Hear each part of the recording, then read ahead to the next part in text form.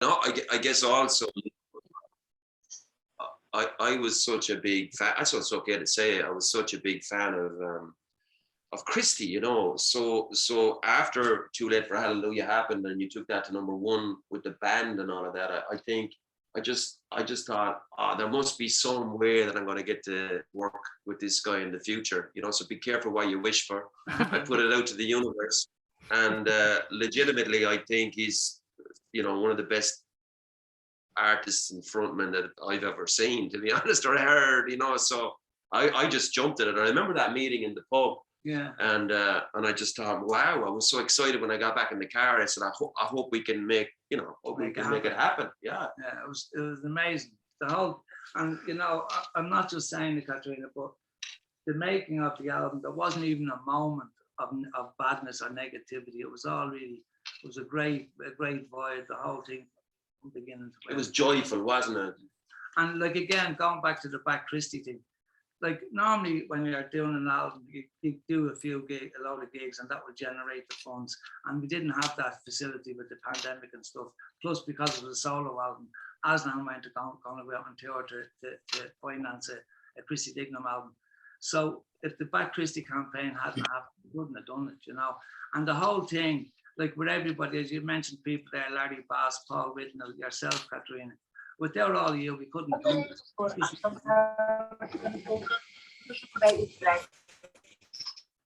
Yeah.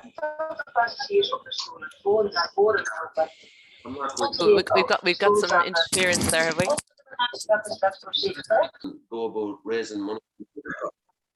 And so like it was like the universe stepping in, Katrina, when I called you, and I was kind of expecting you to go, oh, geez, Don, that's a big ask, and how are we going to do this? And you said, what a wonderful idea. Think about this and come up with a plan. And that's the one thing about you, you're so positive. And then when you came back and, you know, that you had spoken to Sean and Patricia and Christina and Will and Jacqueline and Richie, and of course, Paul and Martin and Kevin and Ross and John Hubbard. I mean, that was, to get that much positive response from all of those people to allow a record to be made. I don't think there's a lot of records being made like that. No, absolutely not. You know, it gave it there was an extra degree of satisfaction because it was done that way, you know. Some of the stories I've heard from some of the people, it's just humbling. I mean, you mentioned there about the chap whose mother died and stuff, or his wife died. Like, it's humbling when you hear these stories, you know, and you think sometimes you don't even feel deserving of it. You know, yeah. So we are, you know, genuinely so humbled by you guys that not alone you kind of raise the money for doing it, but you encourage the record to be made, which is the thing, you know. It's a physical thing now.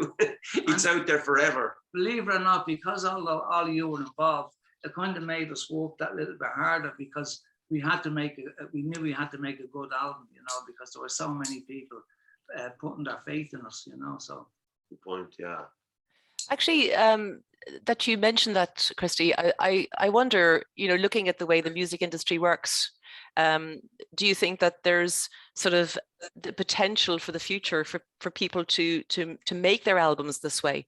You know, in other words, you know, someone like yourself who's got a real fan base, you know, of people who might actually just want to be involved in helping you on that, or are people of your sort of caliber on that journey.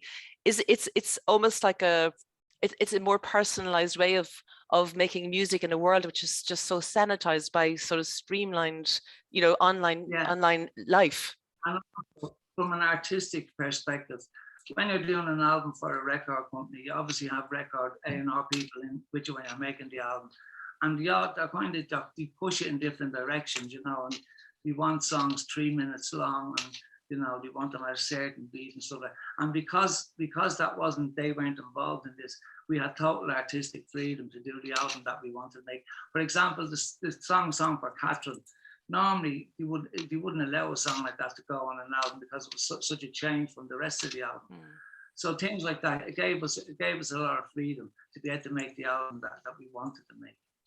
Yeah, and to put a song over 3 minutes, you know, I feel Alive is a longer song, you know, and it's and to have a bit of it at the start as the prelude, all of that kind of stuff. It was wonderful to have that freedom, to be artistic freedom, as you said. That's what it is. So thank you for that. And it was great, you know, for me, I'd be listening to a lot of singers and new bands that are coming around in Dublin and Ireland and stuff. And I found a lot of the singers sound the same. They all sound like Ed Sheeran or whoever. And they all use all these synthesizers on their vocals and stuff. So I wanted to do an album that that celebrated the voice the way it used to be, you know, just a voice. There was no messing and no synthesizers on it. So because Don was doing all the writing, it gave me total freedom then to just sing the songs, which was amazing. And that's how the songs turned out the way they did. So can I ask a question? So what was the level of swearing like during the making of the album? Like, were there moments of frustration or? No, that's what I'm saying there. I swear to God, there wasn't a moment that wasn't, you know, because Don was a very relaxed person anyway, and he's very positive. So, you know, there was no bad vibe. Sure wasn't. No, we actually really looked forward to the recording. And when it came to the stage that Christy really genuinely didn't have the energy, wasn't well enough to record in the church in Cavan, we set up here. This became the recording studio. And we laughed, you know, because Holly, who had my hand in my arms, you know, there's the odd little take of her barking on the record that you might have heard. I'm hoping that you didn't hear it. But there are moments where the neighbor next door was cutting the lawn and it was in the middle of Christy's best vocal. And I thought to myself, well, will we do it again or will we just leave it? So somewhere in there's a lawnmower. And you said, Chris,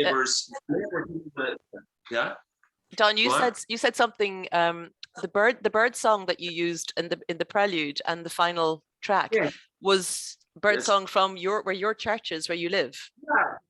What happened was, you know, I like to have this. It's okay to say a cigarette the odd time, and the odd cigarette, you know, if I'm relaxing. Old school, Don. Old school. Non-PC. But we'd stand outside the church, and Christy said to me one day when we were standing outside the church, this is where the studio is in my home in Cavan, he said, did you know that you've got I've counted about 20 different species of birds going to your bird table? And we stood there for ages, and he was naming all of these. He's well up on these birds. He was naming all these types of birds, and I thought, wow, that's amazing. It's not that I hadn't realized they were there, but it was nice that they were pointed out to me. And he mentioned it many times again. So one morning I got up at about 5 o'clock in the morning. I went out my phone, and I left the phone next to the bird table on this particularly beautiful morning, and I left it for about an hour or whatever, and then I listened back, and you had this absolute chorus of the most beautiful bird song, and they're Cavan birds. I had to negotiate with them about putting them on the record. They were tough. They wanted royalties and everything. It was terrible. It was just the whole thing. It was a lot of fun. It's even the birds have got the culture, is it? Yes. Tell me, one of the things I think a few of us were curious about was the tracks that you chose for the album. Were they taken from a whole wider selection of songs, or was there specific reasons behind each of the tracks that you chose? Was there a theme? What was the situation? I'll jump in on that one just before Christy. We are so lucky, myself and Christy, that we have this great friend called Willie Kavanagh, who, as you know, Katrina ran EMI for, I don't know, maybe 25 years or whatever. So maybe out of 18 or 20 songs, obviously myself and Christy went through the songs very, very specifically. But it was just great having somebody like Willie to fine tune and to bounce the songs up. And he might say, I like that song, I just don't think it's Christy, or you know what I mean? Or and when we got the final song choice, the three of us, we were so happy. We knew. Well, Christy tell you a little bit more about that, but we knew we had the right songs. Yeah, but there was one or two songs that initially I wasn't kind of getting, but as we were going on, they started to reveal themselves to me. And as he said there, what I was amazed about was, it was as if Don got into my head the way he wrote some of these songs, and it was an incredible. I did. It was incredible the way he did it. I don't know how he did it. It's amazing. But it was great because I wanted it to be personal, and it is very personal. Every song on it, I can identify personally with. So, well, we had these long conversations, didn't we? We had, seriously long conversations late into the night. And the odd time I'd text Christy if I was working in the studio, because I'm a bit of a night owl, you know, and it might be like 1:30 and I'd be kind of pondering whether I should text him, and I'd say, listen, I might have a little mix. Straight away, there'd be a ping back, send it on. And then we'd have a big long chat about it. Poor Catherine would be, I'm sure, fast asleep in bed. But that was something that normally wouldn't happen between a producer and an artist. You know, that doesn't normally happen. So we did that about every song, didn't we? Yeah, and I think that's what gave it that personal feel, you know, because, you know, going back to the Back Christie campaign, everything about the album was non-corporate. You know, it was anti-corporate, and the way we recorded and the way the whole thing was produced was anti-corporate. So you know, we tried to retain that throughout the album. I think we achieved that. And again, you know, I can't overstate it. We couldn't have done it without the Back Christie campaign. It was, and like, you know, everybody, some people, you know, like yourself, Catherine, you know, without you, you know, or without Larry Bass or without Paul Whitnell, any one of those kind of wheels are in the whole kind of setup were missing out. The whole thing wouldn't have happened, you know. So it was a team. It was a team, man. Because you all, what we were talking about earlier before we went on was, you all brought your own set of skills to it. You know, Paul and yourself and Sarah and Larry and obviously Catherine. You know, you all brought these, and when you'd bring your skills to it, you brought this enthusiasm. You know, so if my enthusiasm was waning a tiny bit, you'd go, "Oh my God, you know, this is going to be great." Or Sarah'd come up with, or Larry'd say, "I have an idea." And that was so uplifting. And you know, it was great. I remember talking to Paul here one day about it. And every single person involved had integrity, you know, and there was nobody with an agenda, you know. Everybody was just going for the one goal, to make a really good record. And because of that, myself and Don could just concentrate on making the record and not have to worry about the business end of it and stuff. So we got this. You've no idea, you know, how much that takes, how much pressure that takes off us, you know. Will we do a bit of a song? Yeah, do a bit of a song for us. Right, okay. What about High? Will we do a little bit of High? Because we're kind of... Do Lucky Star. Oh, Lucky Star. Okay, yeah. Just do a verse and chorus. Yeah. We should dedicate this to Sean's dad, will we? Tony. Right, this is to Tony Redden. He didn't come to meet you, left you standing in the rain. You can't help but feeling lonely, and you take the bus back home, watching lovers rendezvous. Out the window they can't see you. Climb upon your lucky star. Let it take you where it's going. Just believe in who you are, yeah. Climb upon your lucky star. That's it, just a verse. That was lovely. That's the first time we played that outside of it, recording in the studio. Yeah. So that's the first time. But it actually works very well acoustically, that song, doesn't it? Here's the thing, right? So I have this mate here in Dublin, and he was a friend of Freddie Mercury's. So he was one of his male friends back in the day. But anyway, he was telling me when Queen wrote a song, anytime they wrote a song, they'd bring it into the kitchen and they'd play it on either a piano or guitar and vocal. And if it didn't work, stripped down to those two instruments, they'd throw the song out.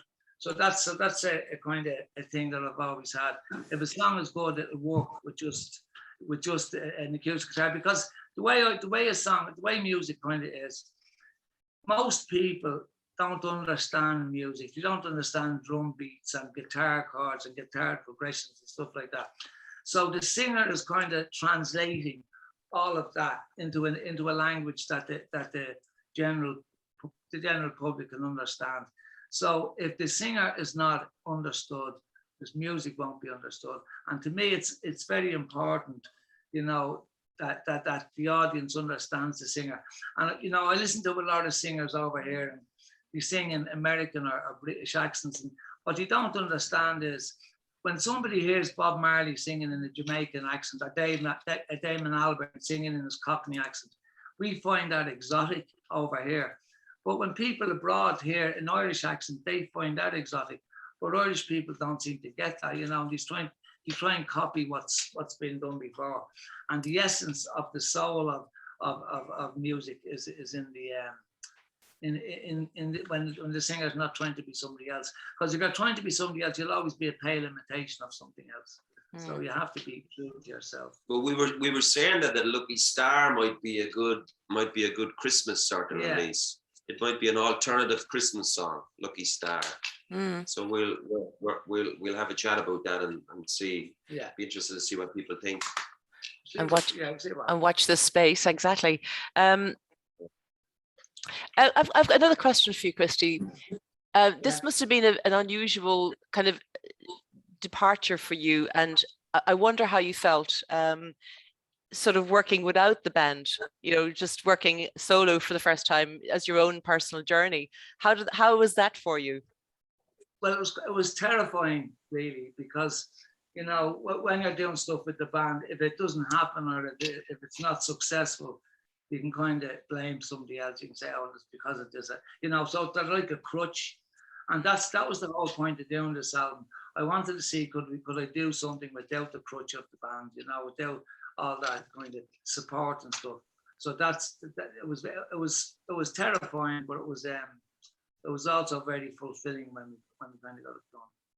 So, and the songs that you've now recorded on your solo album, do you think you might take those forward as part of your repertoire when you go on the road again with Aslan, or will they be your own personal songs, or how do you see it panning out? I'd like to do a couple of gigs, you know, with a completely separate band, with Don and a separate band, as opposed to Aslan, because they're not really Aslan songs, and they'd Aslanify the songs if they played them, you know. So I don't know. That's a new word for the dictionary. Aslanify. Actually, it'd be great fun to do a couple of gigs, wouldn't it? Maybe in the new year. It would be, actually, yeah. Maybe do a couple of theatres or something. See what happens. Yeah. We'll put you on the guest list for that one, guys. Great stuff. Guaranteed. That's a definite. Is there anybody out there who'd like to ask a question? Any questions? I'm sure you have some questions out there, have you? Ken. Hi, how you doing, Christy and Don? It's great to be here this evening. I was honoured to be part of it. By a strange coincidence, yesterday, 7 years ago, we went to see you in the Opera House in Cork. So it seems strangely poetic that we're talking this evening. Claudia, my late wife, was a huge fan, and just on my own behalf and on behalf of my children, I'd like to thank you immensely for taking the time to give her a call that time, and it was wonderful. Thank you. I was really sorry to hear that passing. Yeah, no, it's and I think, Christy, that's something, and indeed Don as well, with your amazing lyrics and your incredible spirit of interpretation of music, Christy, you touch so many hearts. And as I said earlier in the conversation today, like the amount of people who shared stories with me when I was out there, you know, when all of us actually were out, those of us who were involved with, you know, getting people on board, were coming back and just talking about the stories that they were telling about how your music had impacted on their own life story, because you just have this way of helping people on their journey of life, which is, as we all know, not easy. So it's a very powerful powerful impact that you actually have on people. You know, to be honest with you, chart positions and sales and stuff pale into insignificance when you hear stories like that. You know, that's absolutely why I got into this in the first place. You know, into music. You know, and I remember years ago, the first time I heard "Times Are Changing" by Bob Dylan, and it was the first time I heard an album that had social comment on it, and it wasn't just, you know, Mary Met John down at the local disco kind of lyrics. And it was an epiphany for me to be able to see that you could write songs that had, that meant something to people and could move people, in small ways. And that to me means more than any chart position or any, sales kind of calculation, anything like that. It's absolutely, why I do this. Yeah, and actually, funnily enough, that's the whole reason I got into it as well, songwriting. It's just there's no better and heart-to-heart communication with people. It's a real gift, and so I totally agree there. It's all about. And during the pandemic, because we weren't allowed to kind of gig and stuff, it really showed me how much that meant to other people. We did our first gig with Aslan last week, and in the Olympia here in Dublin, and it was amazing. Just like, I haven't done streams and stuff, and that the audience had an integral part of everything that we did, because without them there'd be no point in us doing anything. No, just let me know when anything on it. The other strange coincidence I just wanted to point out is that I didn't think I'd ever see you doing a song called Lucky Star, because I think Madonna had a hit with a song with a similar title in 1984. So I didn't think Christy Dignam and Madonna would share a song title in common. No, if I'd known that, I'd have called it something else. I think Lucky Star was written before 1984, to be honest, but there you go. Can I ask a question there as well? Christy and your friend there, like you were talking about influences there, and that's what I was thinking about. Like, what were your other influences? Like, did you think about the older type guys, Yes. from way back? I don't want to influence the answer, but like, who were your So David Bowie was a major influence. I remember when I was a kid seeing him on Top of the Pops doing Life on Mars, the song Life on Mars. And it was one of the first records I ever bought. So that was a huge influence. Bowie was a huge influence, and Pink Floyd were a kind of major influence. And then, as I said, when I heard Bob Dylan first, he absolutely blew my mind.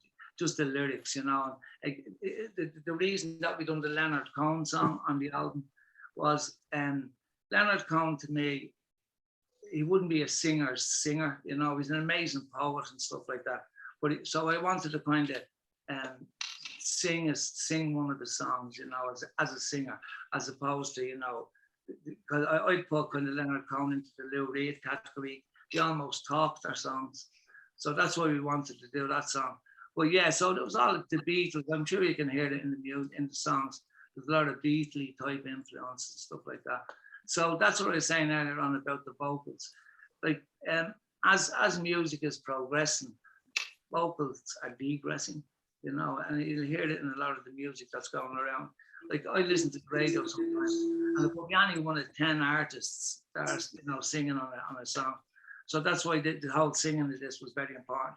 But it was important, that we kind of tip that cap to all those people that I just mentioned earlier on. And what's the other thing that I'd like to ask is, like, if you were in your kind of maddest moment, like, what is the most eclectic song you'd consider singing? Like, totally out there, totally somebody that they heard you when they went, I can't believe he did that.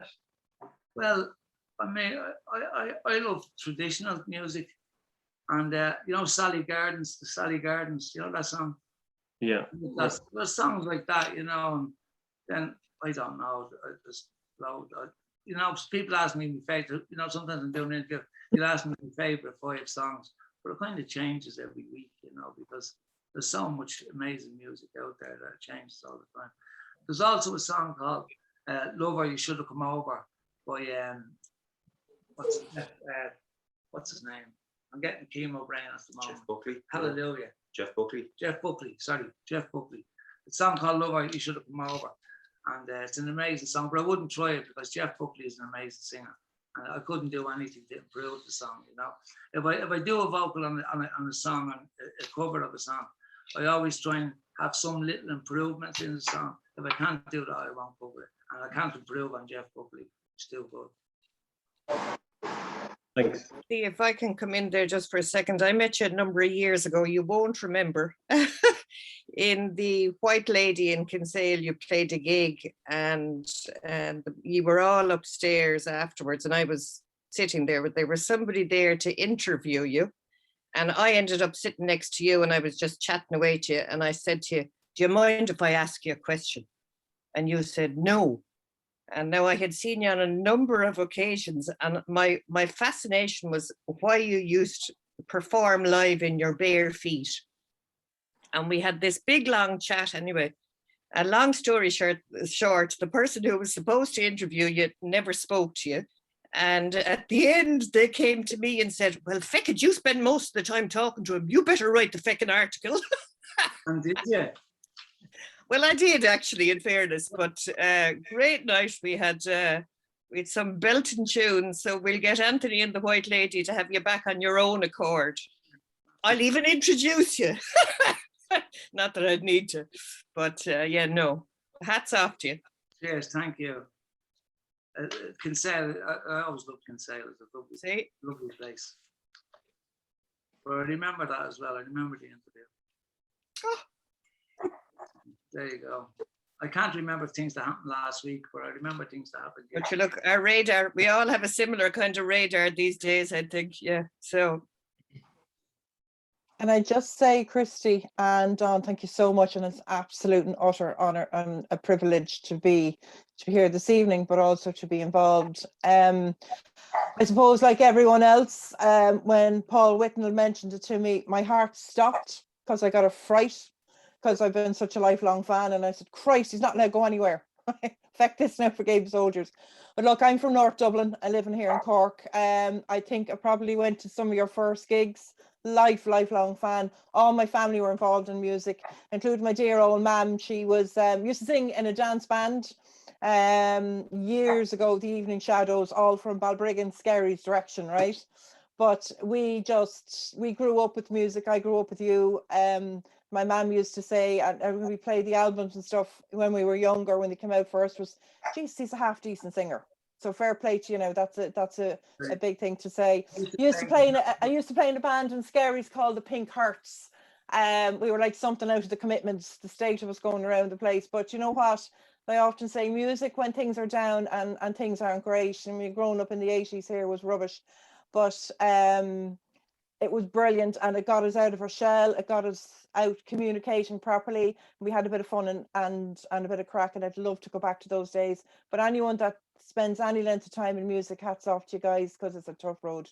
It really is. So hats off to you. It's things like these stories that make it worthwhile, you know. Christy, you've no idea. As I said, one of the other reasons why I got involved in the album was my husband here has cancer. He's doing great, thank God. But ARC have been phenomenal for me and my family. Oh. So, you know, I just said, look, this is our little way of trying to give something back. And we're just so happy to be involved and promoting it, and just hats off to you, boy, and from a fellow Northside dub. Mwah. Thanks very much. Thank you. You're welcome. There's Paul Whitnell looking all innocent. Hey, Paul. I am innocent, that's why. I'm looking forward to seeing you on the 26th of November, you know, in Dublin, and we'll have a get together that day, no doubt, and a beer after. It's well overdue. Cool. Yeah, I'm looking forward to that. Do a couple of songs. Yeah. Paul, the only day you were innocent was the day you were born. I told you too much. Do a bit of life. Yeah. 2, 3, 4. Sitting here wondering why this crazy world feels so absurd. The things it puts us through. Wondering what it is we miss so much. If we had to give it all up, what would we leave behind? Lucy Jones, she polishes her little car on Saturday, while in the kitchen kneeling, mother prays the rain will stay away. And I wanna get high one last time with you. And I wanna get high one last time with you. 'Cause your smile's the only thing that gets me through. Woo!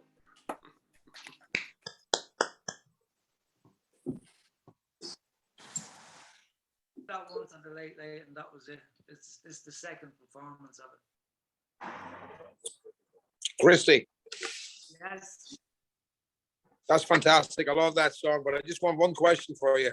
Over, yeah. When are you coming up to Donegal and having a pint with me? That's it. I don't know. At the moment, the way things are, you know, nothing. But I'd love to go up to Donegal and have a pint with you. It's always been a great place to gig, actually, Donegal. Take that outside. Sorry about that. My phone went off.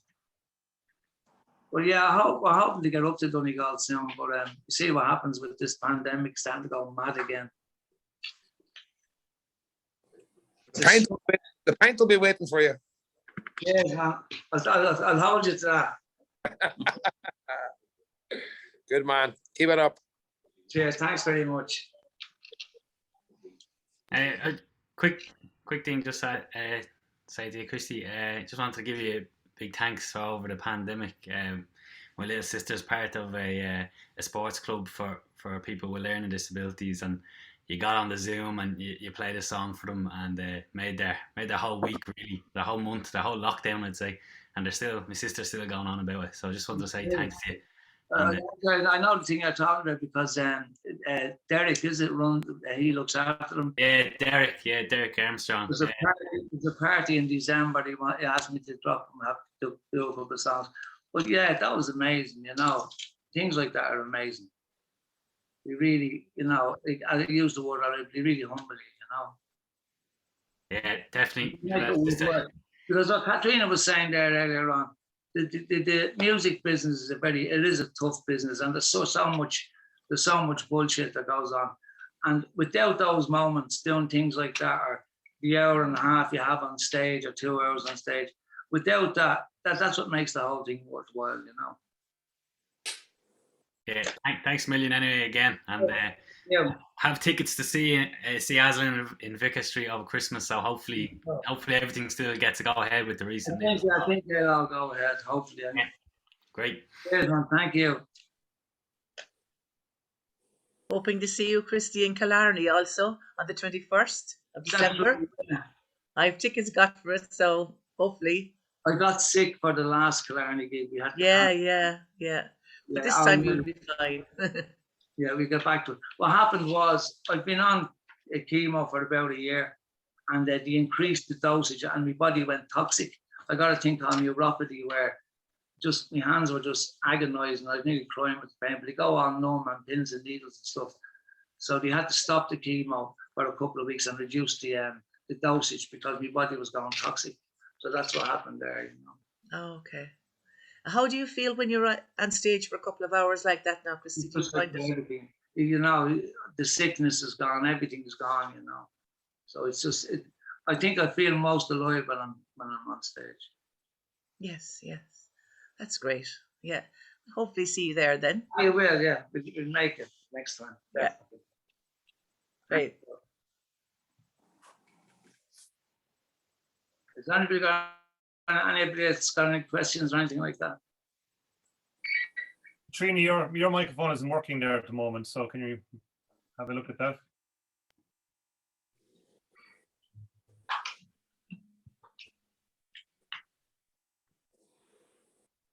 No, Katrina's microphone isn't working. So now I'm here. I'm back. She's back. I was just going to say there, Christy and Don, I think that Christy, the stage is your inspirational space, and I think you're going to have to do double. You're going to have to do Aslan and your own little gigs together. But actually, even these kind of sessions like this are wonderful. I mean, honestly, you could be doing the Christy's kitchen sessions, because honestly, just what you've shared with us this evening, and just telling us a little bit about, you know, how life is for you, and your obviously your relationship with music, but also just from your own place. It's actually really lovely to be able to be in your kitchen with you this evening and to share this chat with you, you know, really special. It was the least I could do. I mean, you know, as I said earlier on, because of the whole backing that we got for this record, we kind of owed, we had an obligation.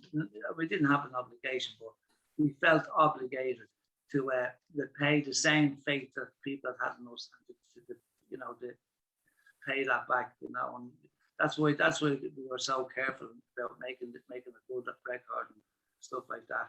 Well, as we said earlier on, we're totally humbled by the whole thing. You know, I couldn't believe when Don said to me, you know, we're going to do this Black Christie campaign. I thought they might get my sister and one of my aunts. Maybe.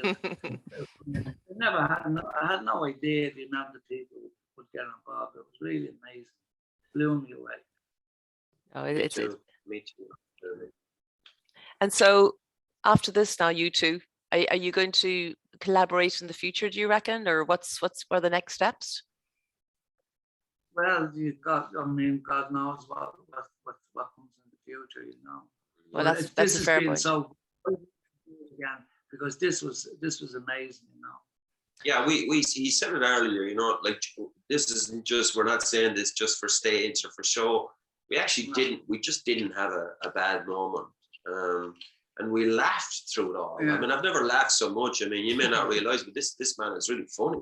And we laughed, you know, and it was great. And I used to call the recording part of it, even here in the kitchen, we had the magic window of an hour. Yeah. Because Christy has this magic window, and when you're in it for that hour, anything can happen. And that's what I love now. When I listen back to the record, I think, wow, we actually did this, you know. And he sang like a lark. And he'd know, because he'd say, you got it. You know, yeah. He'd say to me, have you got it? Have you got it? And then he'd go, you got it, when he knew he had to take, you know when you're at the doing something decent. But I think, you know, something that's probably been underestimated a little bit. If you listen to the backing tracks to the album, the guitars and the drums and stuff, like, I think Don done an amazing job, and the people who chose to do that, you know, because he didn't, you know, when you're working with a band, you know, everybody wants to be the loudest. The guitar wants his guitar huge. The drummer wants loads of drums. But the band that we had, everything just complemented the vocals. And you're amazing. You're amazing musicians. Yeah, but you know what? That kind of doesn't happen without the most amazing vocal. From a production point of view, some of the times you're trying to compensate for maybe not a great vocal. But Christy brings his thing to the table, and from a production point of view, then everything is based around his voice. And that's literally what I did with my guys, you know, and some of the best musicians, I think, you know, that I certainly know played on this record, but each one of them came back and said, can we do more? Because they just loved his voice. They just fell in love with his voice. And that's where you get the best out of people. I mean, there were nights that, obviously there were very late nights in Cavan and Quivy in the church, but, you know, none of it was a pressure. All of it was a joy, the excitement of wanting to call Christy and say, listen to this, listen to what you did today, you know. So that was, I loved getting the mixes in the mixes. Yeah, you know? He said to me one day, I said, I don't know what I'm fucking gonna do when the mixes stop coming in. He said, because this is getting live. Absolutely, you know, because when the album was finished, it was kind of a bit of a downer for me too. You know, because the whole thing was finished, and you know, I used to look forward to those nights when the mix had come in, because when you do a vocal as well, you know, because you're doing so much, sometimes you forget, you know. And then, as I said, I hadn't heard the musicians prior to the recording. And what I was talking about, rather, about most people don't understand chord progressions and drums, drum beats and stuff. But like, if you got any drummer in the world to listen to the drums on that album, technically they're amazing. Yeah. And the guitar work is amazing. You know, like there's nobody on it kind of pulling the wool over somebody's eyes. There was no chances. Everybody that worked on it was really good at what they did, you know. So it was great. Yeah, that was a joy.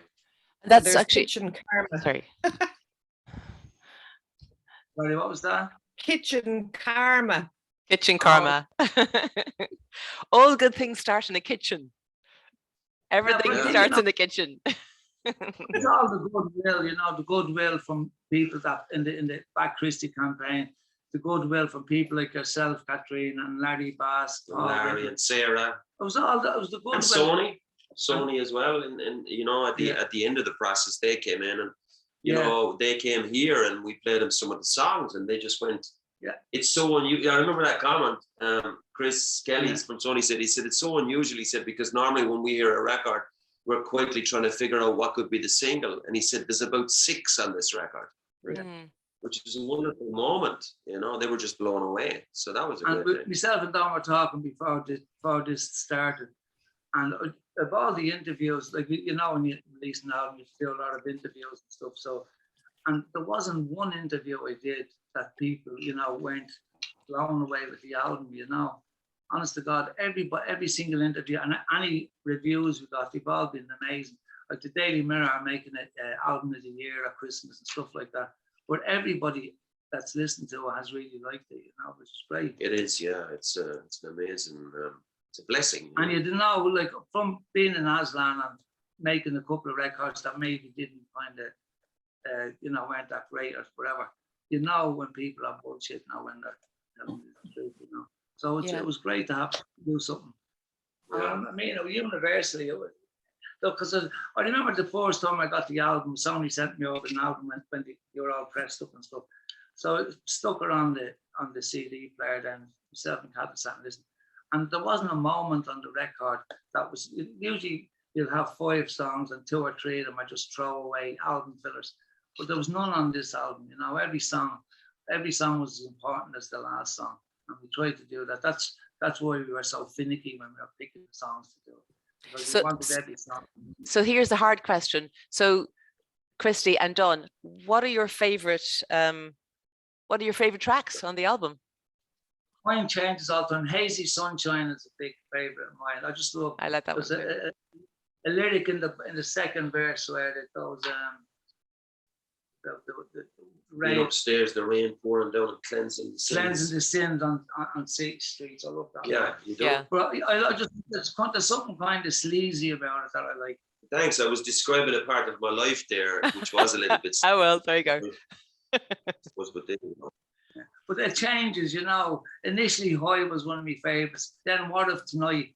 A bloke rang me. I have this mate, you know, and I'd ring him if I do anything. I'd get his kind of opinion of what I do because I know he'd be honest with me. Because some people tell you, you know, they just tell you what you think you want to hear. But I knew this fella would give me an honest opinion. So I rang him after the album was released, and I says, "Well, what do you think?" And he said, "You see, What If Tonight?" He says, "That's probably the best song I've heard from an Irish artist in the last 20 years. I was up at the shops today. I was up at the shops getting the newspaper earlier on. And there was this guy delivering something in one of the shops. And he come out, he had an English accent. I don't know. But he come out, he's listening. He says, "I got your new album." He says, "It's amazing." He says, "I love," he mentioned Hoy and Song for Catherine. And then he says, "Is Imagine about Catherine as well?" And that's not usual. That's not normal for people to just come up to you in the street, you know. And you got a wonderful message from Imelda today, didn't you? Oh, Imelda May sent me a lovely message as well. My phone's gone. But she just said, "Congratulations on the album." I absolutely, because I sent her over a copy and she absolutely loves it, you know, and she's just sent her regards. Isn't that nice? You know? That's very nice. She was honest to God, you know the way, like I met a lot of kind of stars and stuff over the years, and usually they're asshole. Not usually, but a lot of them are asshole. Imelda was lovely. Like she came up here and she brought her daughter Violet with her. So Violet was out on the street playing with my grandkids, just running around wild on the street. And Imelda was in here and she was telling me about years ago, she used to be in a band called No Sweat. And she was telling this story. And next minute she's up in the kitchen dancing and doing the acts that she was doing. And she was just absolutely lovely. Goodness just rips out of her. That was nice. She's really that's really wonderful. Were you having one last little bite before we head off into distance?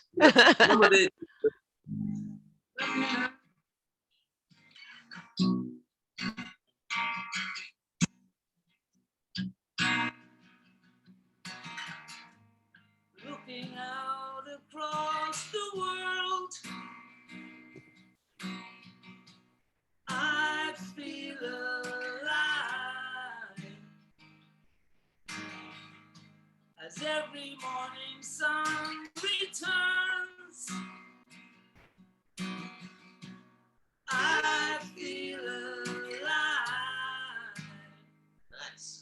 the song from the birds and the trees just out of sight,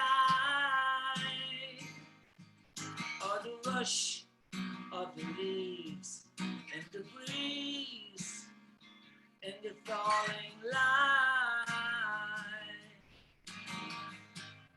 When I wake up to a dream, my eyes wide open for the first time I can see. Everybody feels the same, but we get so caught up in this never-ending game. Something's gotta change. That's brilliant. We hadn't even rehearsed that. No, we didn't. I just pointed it to in the book. That was really, really good. And Don, you must be, as a songwriter, you must be so happy to have, you know, made this help to make this come to life, and we hear your words, you know, and lyrics in Christy's, you know, unique tones and his own interpretation. That must have been very satisfying for you. Yeah, it is. Well, you know what it is? It's full circle, because you see, you as a songwriter, you're kind of taking in all of these different information from life and from people and situations, and then it all gets muddled up and it comes out naturally as a song. But full circle for me is when you get an astonishing vocalist, an interpreter of songs that, and it's so hard now because there are only a few singers left, and that's the honest truth. So it was a joy from the moment go. Not alone did Christy just sing these songs, he breathed life into them. They're his songs now. I sent Don a text about a week or so ago, and I was just saying, had we met as young kids, and you know, if he instead of being born in Limerick, had he been born in Finglas, and we grew up together and we formed a band together, we'd have been bigger than you too. We have a connection. There's a definite connection there. We're very aware of it. We knew it on Too Late for Hallelujah when Christy he brought something to that song that wasn't in the demo, and we spoke about it. And then we did something on Catch a Fall, and we knew that. And then when we started collaborating on these songs, we used to kind of just look over at each other in the studio and smile, because we got it. We were on the same wavelength. I never had to say, oh, you might need to go there, because he knew where to go. And that's the beauty of collaboration, isn't it? Yeah, well, you made it. Magic, you know, it's a magic that can only happen like that. So when he sent me that tip, it's actually really nice, even speaking with both of you this evening, because you can feel that ease between both of you, and obviously there's a synergy that you've got, which, you know, you can't always necessarily articulate, but you can see it, you can feel it in the songs as well, actually. So I think we wouldn't have had the album we got had that not been the case, you know. Yeah. It can be. That's the beauty of it, you know. It was all of those moments spent together. I don't want to sound too romantic, but it was pretty cool, you know. Yeah. No, it does, and you're lucky, I think, in life if you happen upon people that kind of get you and understand you, and especially I'm sure when you're making music, because the authenticity comes through actually, and it has done with these wonderful songs that you've put in this album. That's why I was amazed with the lyrics that Don wrote, you know, because like a lot of people when I'm doing interviews say, and how did you write this? Because you just assume that I wrote the lyrics of it, you know, because he got into the head, you know. I got into his head and I had a look around. I opened a couple of boxes inside in his head. There was some of them I closed quite quickly because it was a bit frightening. And then there were other ones that I look around. I had a bit of a root, as they say down in Limerick. And then that's how a lot of them, you know. But that's what it was, you know. High was written quite quickly, and but it was after a conversation we'd had on the phone. And he said to me, man, I don't need to I'm high on life. I'm just high on life. He said, I'm high when I'm looking at my grandchildren and I'm, you know, at that stuff. And I thought, wow, is that funny? You know, so that's how that song came to be. So yeah, it's a great collaboration. We're very lucky to have had this time with both of you this evening, and for you sharing some of your journey together there, and really Oh, grateful. yeah, I'm moving into this house. There's a spare room. and the little dog there as well. He said to me, Don, he said, I fucking love your songwriting. And then about 2 minutes later, this is late at night, he said, and I'm not fucking gay. So it's a man love. It's a man love we got going on here. But that's okay. I would say it's a people love, whatever way you love, just it's people love, and you love each other, and that's great. And you obviously do amazingly well together in terms of the way that you interpret each other's work. And honestly, it's been a privilege for all of us to be part of the journey. And I'd like to say to all of those of you who are there this evening as well, thank you so much for being on the journey and you know, and coming along with this and making it happen, and being patient with me, because I've had a few bits to do here and there. And Tina Coy, I have to apologize to you, because on the album I got her name spelling wrong. I saved it for the vinyl, but I have your own one little CD cover being published with your proper name on it right now. Okay, but I made the most ultimate mistake, but I sorted it out. But I want to say, as I said to all of you, thank you so much for everything that you've done to make this happen. And Don for making that phone call that day, Paul Whitnell for making the phone call to me, for making the phone calls you made and making so much happen, and Sean Redden up there, you know, you're a legend, a quiet legend who doesn't say much, drinks his pints, watches all, but he's watching, and he's a big sort of supporter here. And there's so many of you, Dylan with his Christie CD cover behind him there, show his true fanship, Mum over there in Cork, all of you, Hilda, so many of you, thank you so much. I didn't call you all out there, but for everything you've done to help with this journey. Yeah, I'd like to say it's great to have this opportunity to thank everybody, you know, involved in the whole thing getting together. But I want just a few people just want to say a special thank you. Sean Redden for his father, Tony, and Katrina, yourself, Tom Connell, Kevin Coughlin, Martin Finnerty, Lawson John Hubbard, Patricia McCarthy, Christina McCoy, Will McGowan, Jacqueline O'Donovan, Smith, and Paul Whitnell. But I'd like to thank everybody. There was not one person that was less important than any other person on this journey. Everybody had equal importance, and we couldn't have done it without any one of you. So thank you. And we were saying, Christy and myself, you know, let's put it out to the universe, but wouldn't it be just lovely to have all of you guys in one room where we're actually doing a little thing live for you, because that was the original plan, and we would be just overjoyed to do it. Yeah. So maybe to meet you in person, you know. Well, we never know. We might be able to make it happen at some point, maybe depending on how. So I'd like to shake your hands in a COVID safe sort of way. Yeah. We could do bumps. We could do bumps. Yeah. All right, lads. Does anybody else want to have a question, or should we call it a wrap now and let these guys get on? I just want to say thanks very much, Christy and Don, for giving us the opportunity to the inside of the album and stuff. It was very enjoyable and unique. It's been an honour and a privilege to get the chance to back the campaign as well. Cheers. Great, thank you. Thank you so much. Nice to meet you. Okay, lads, thank you so much. Okay, for this evening to everybody, and wishing everybody good health and a good Christmas. And you never know, we might see each other at a gig in the not too distant future. Yeah. All right then. Thanks, guys. Thank you. Thanks. Bye-bye. Thanks. Bye all. Bye-bye. Take care, everyone. Bye. Bye. Bye. Bye.